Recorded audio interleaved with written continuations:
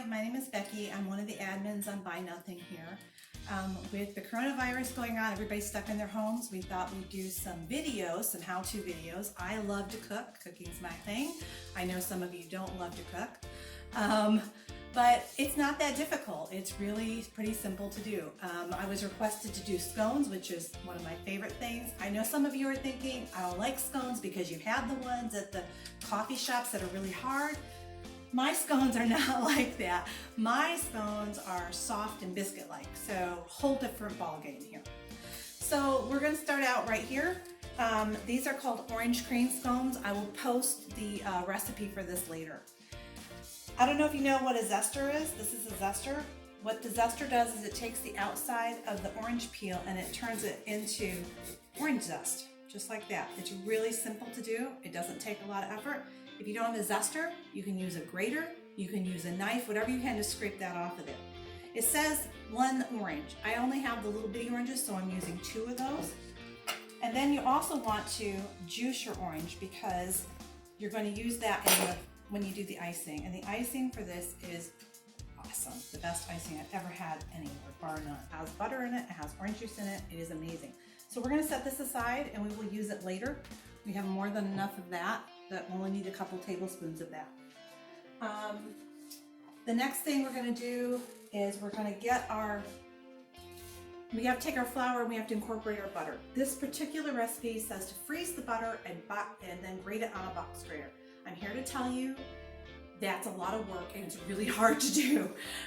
So I just use refrigerated butter and I use my food processor. If you don't have a food processor, it's not a problem. You can use a pastry cutter right here. This will just mix that butter in real good, or you can even use 2 knives. So whatever you need to do. So this recipe, we're going to take our flour. When you're getting flour, you want to make sure that you don't get too much. You kind of spoon it in and then you scoop it off. Yes, I'm a very messy cook. Everybody in my family knows this. So you get it in there and then you just want to level it off because you don't want it to be real heavily packed in there. I'm going to put it in here. Everything I need is in there. I need 2 cups of this. And then I need all of my dry ingredients basically are going to go in here. So I'm going to put my flour in here. I'm going to put my lemon zest, this is for lemon, but I use orange because I like orange better. Put my zest in there. I'm going to put my sugar in there. And I'm going to put anything I need to make them raise. So this recipe calls for a teaspoon of baking powder and a 1/4 teaspoon of baking soda. I'm going to throw those in there. This mixes everything up really, really well. Gets everything evenly distributed, which is another reason I like using it. Then when you're doing this, take your butter and take a knife and cut it into chunks because it just makes it easier on your food processor if you're using one. Even if you're using a mixer, you definitely want to cut it into pieces even if you're doing it by hand. It's just going to make it easier for you in the long run. Butter doesn't want to peel here very well, but we'll get it done. Then, cut into chunks while not cutting yourself. I'm going to put the lid on the food processor, and it really doesn't take long. It's all going to be incorporated. Mine's a little finicky. If you don't put it on just right, it won't work. Then you hit the pulse.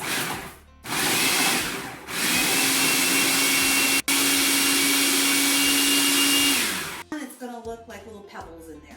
About pea size is what you want it to be. See how it's a little gravelly looking in there? That's what you want it to look like. Now you're going to take it out of here and you're going to put it in your bowl and you're going to add the liquid. So this is where it took me years to figure this out about biscuits. If you're adding the liquid, don't add it all at once. If you add it all at once and just dump it in, what's going to happen is it's going to end up,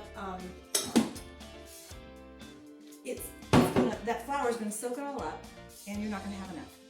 And you really don't need a whole lot more. Once in a while you need a little more, but you shouldn't need a whole lot more. This one calls for an egg. and it calls for either heavy whipping cream or half and half. Milk works fine if you don't have either. You don't have to have those things. So we're gonna do the egg and the whipping cream. We're gonna mix those up together. I thought I had everything out, but I'm discovering I don't. We're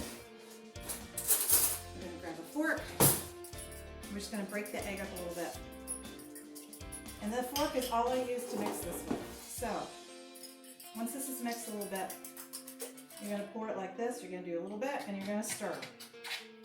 And you do a little bit more, and then you're gonna stir a little bit more because you want it to be really moist but not wet. So it's kind of a balancing act here. Just keep stirring it. Don't worry about over stirring it. I know they say don't over stir biscuits, but this method works for me. So you keep working that in. Get all that in there. And this is still a little bit dry. You can see that. So I'm going to take a little more at a time. I'm not going to do too much because I don't want to get it too wet. That right there, now look, it's all mixed in now, and that's right about where you want it. It's looking really, really good. So now I'm going to take a little bit of my flour over to where I have this parchment paper laid out, and I'm going to lay it out on the parchment paper. You don't need to roll it out like you would a crust or anything. You just need to get it onto the paper. It's going to be sticky. It's going to be on your hands. Yep, that's okay. We're just going to put it here, and we're going to pat it into a circle. It doesn't have to be a perfect circle. We're going to cut it with a pizza cutter because a pizza cutter is just so much easier than a knife. You want to cut it into 8 pieces, so just like a pizza. And they don't have to be even. You put it on your pan, which is also lined with parchment paper, and you're going to put it in your oven at 400 degrees. In my oven, I do it for 13 minutes to come out perfect every time. When this is over, we'll come back and I'll show you how to do the icing. Welcome back. Scones are finished. As you can see, they look wonderful. They're golden brown on the top. It did take a little more than 13 minutes this time. Sometimes it does. I don't know why. One thing I thought about, I did not put salt in this recipe. It does call for it, but I use salted butter, so I just leave the salt out since there's already salt in the butter. This is the frosting, and I actually forgot to melt my butter, so we're going to go ahead and melt the butter in the microwave and get that started. And you're going to take 1 cup of powdered sugar, and you're going to take 2 tablespoons of your juice that you got out of your orange. And you're going to take a half a teaspoon of vanilla.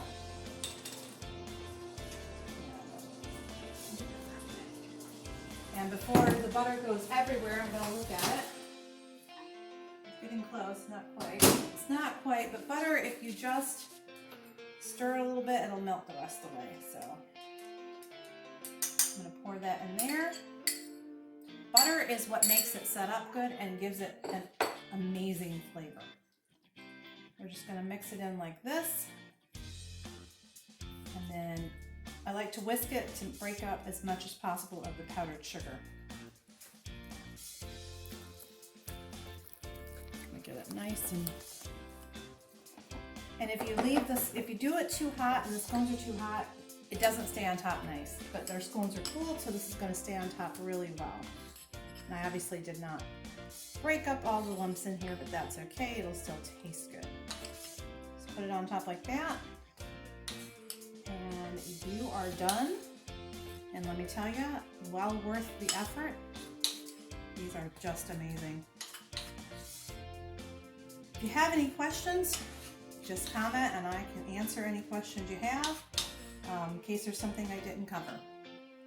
Thanks, have a good night.